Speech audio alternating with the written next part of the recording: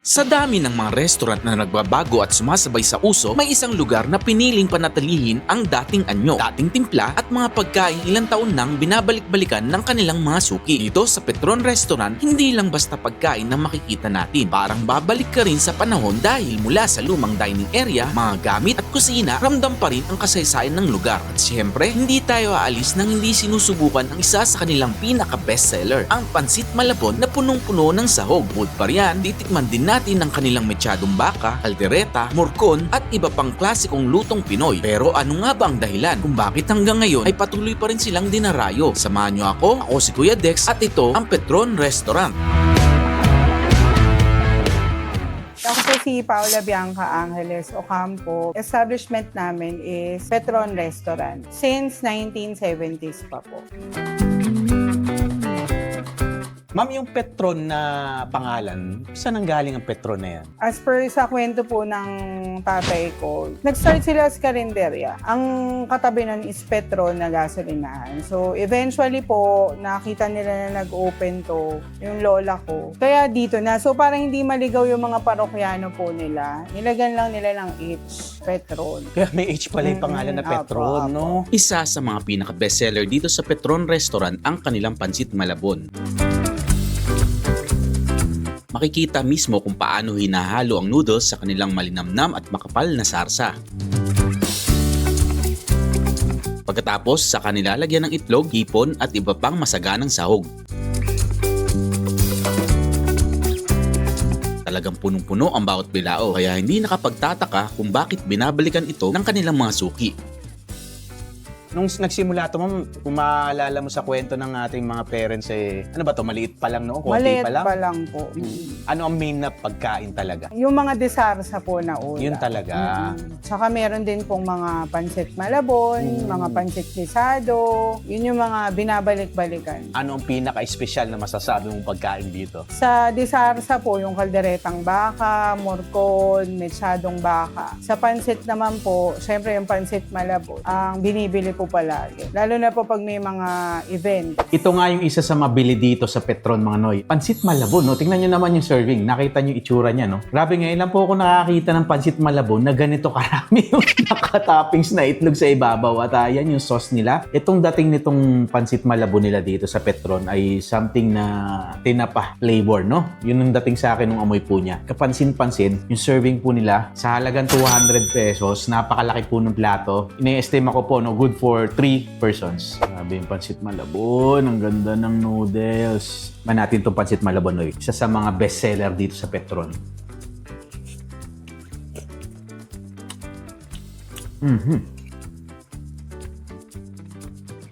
Saka, ang sarap ng Pansit Malabon ng Petron, Noy. Superb ang lasa, Noy, ng Pansit Malabon.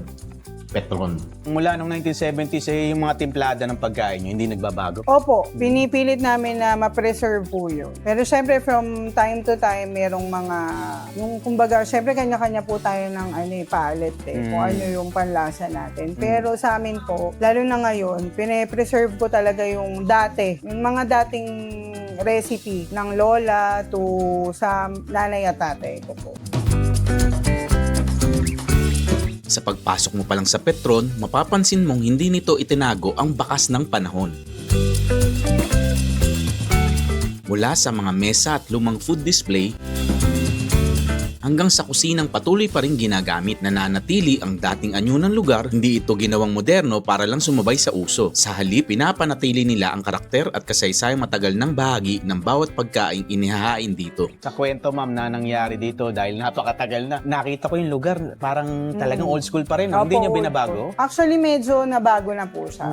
Pero yung home, yung old vibes na pagpasok mo yung parang nasa lumang Opo. dimension ka, yun pa rin naman po. Pati mga upuan nyo, Opo, ganito pa rin, opo. ano? Yung iba lang po kasi nagpapa-events din kami, yung binyag, Okay. mga wedding, ganyan po. So yung dalawang rooms lang po yung medyo inayos na po na. Para sa mga okasyon na malalaki, no? Opo. Pwede pala. Pwede po tayo doon. Mhm.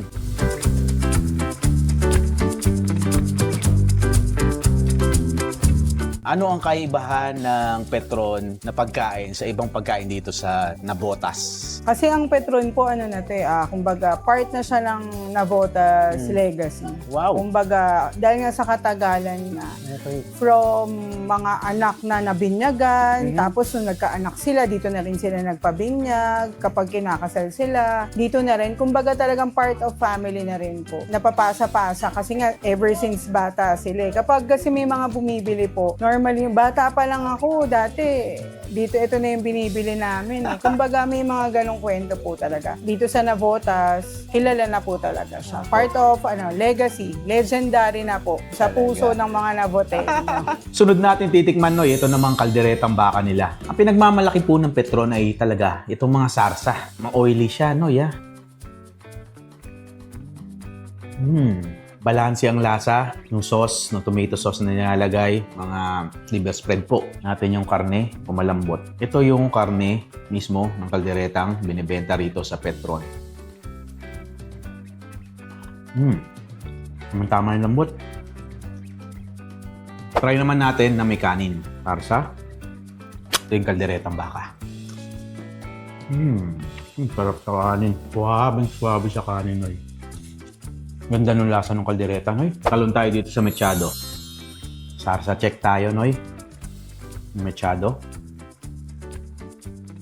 Natikman ko po yung kaldereta, natikman ko itong mechado. May distinction ang bawat isa. Try na natin sa kanin. Normally, ito po mga ulam na ganito, talagang kailangan mo sabayan ng kanin, no? Magaganaan kang kumain pag nasabayan ng kanin.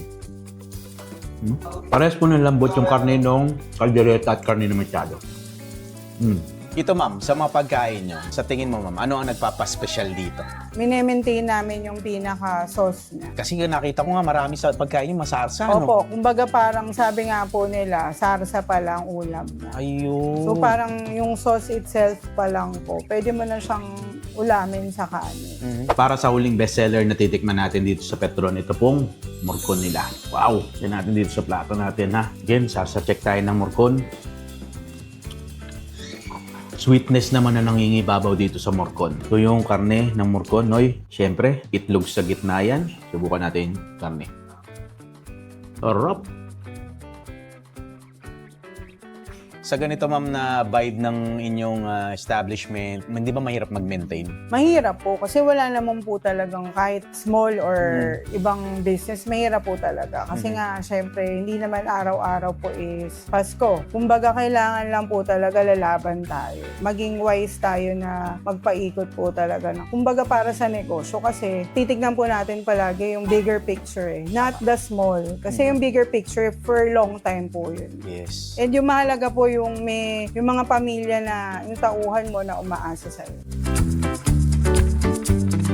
Presyuhan, ma'am, magkano ang price range? Ang price range po natin is 130 to 380 po. Good for sharing. Ayun naman, malalaki ang serving Apo, talaga. apo. Ano naman na ang naidulot sa inyo nitong negosyo? Na 1970s pa eh. Napag-aral po ako nito eh. Wow. Kaya yung pag-look back ko sa kanya na hindi ako sumuko. After all the challenges po talaga. Kumbaga, natuto ako na lumaban. Kasi alam ko may Diyos eh. Kasi yun lang naman po yung mahalaga. Yun lang ang kakampi ko sa lahat. Kaya yung faith, lumaban na ma-survive. At ito, ma'am, sa mga gustong pumunta, ano po bang exact address nyo rito? Ang exact address po natin, napipi naman po siya, Petron with H nga lang po, Petron Restaurant, Navotas City or sa 425 North Bay Boulevard po, Navotas City, along M. Naval Street po. Ma'am, oras ng operations nyo? Ang operations po natin is 8 a.m. to 9 p.m. po. Close po kami during holidays, pero open kami ng holiday ng November 1,